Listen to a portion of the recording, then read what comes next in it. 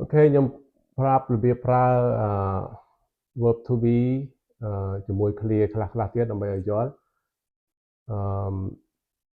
ភាសាខ្មែរយើងចង់និយាយអីចឹងពេលខ្លះយើងនិយាយថាថា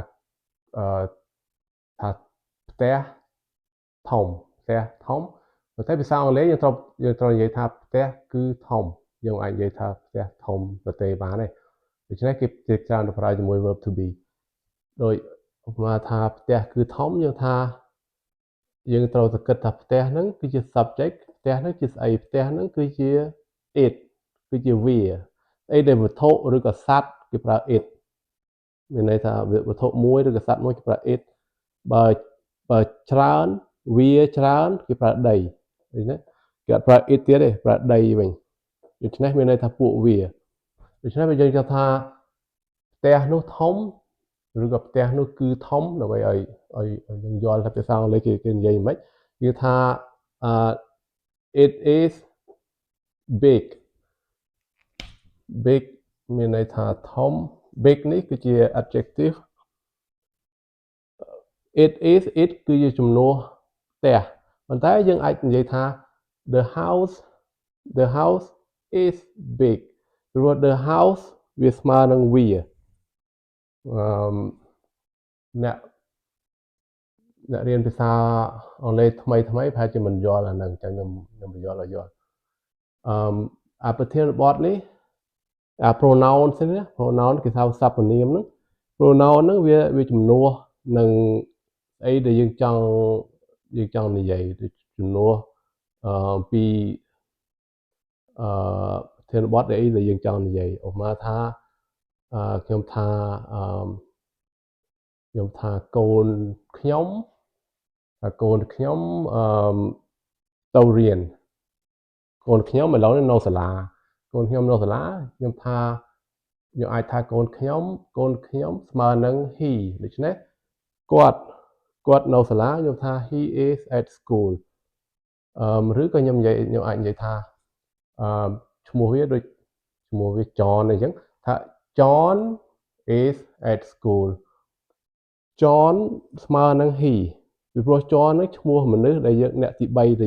លយើងកំពុងនិយាយអ្នកទី3គឺជាគាត់ដូច្នេះគាត់ខ្ញុំអាចនិយាយថា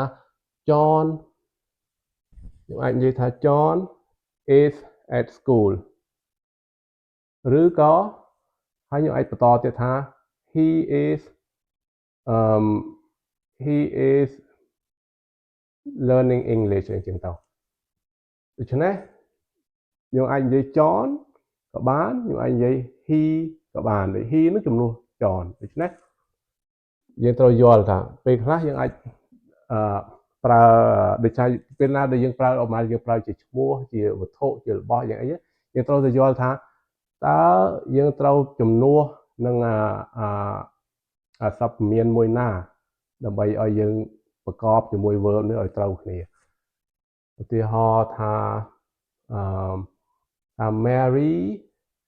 Mary is Canadian Mary គឺជាឈ្មោះស្ត្រីនៅនេះឈ្មោះគេហៅ Mary ឬក៏នឹង Mary ដូច្នេះ Mary ស្មើនឹងអី Mary ស្មើនឹងនាងដូច្នេះនាងបើនាងវាត្រូវស្មើនឹង she ស្មើនឹង she យើងត្រូវតែប្រកបជាមួយ she Mary is យើងអត់និយាយ she ទេយើងគ្រាន់តែនិយាយឈ្មោះ Mary ប៉ុន្តែយើងថា Mary ស្មើនឹង she is Canadian អីចឹងទៅដូច្នេះយើងអាចថា Mary are Canadian នេះពីព្រោះ Mary អត់អាចមិនមែនជា you ឬក៏មិនមែនជា we មិនមែនជាដីដូច្នេះ Mary គឺជា she ដូច្នេះគឺថា Mary is Canadian ហើយយើងអាចជំនួសទៀតអាចជំនួសថា she is beautiful អញ្ចឹងទៅ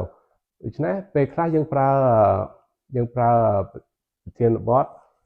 យើងប្រើនាមដើម្បី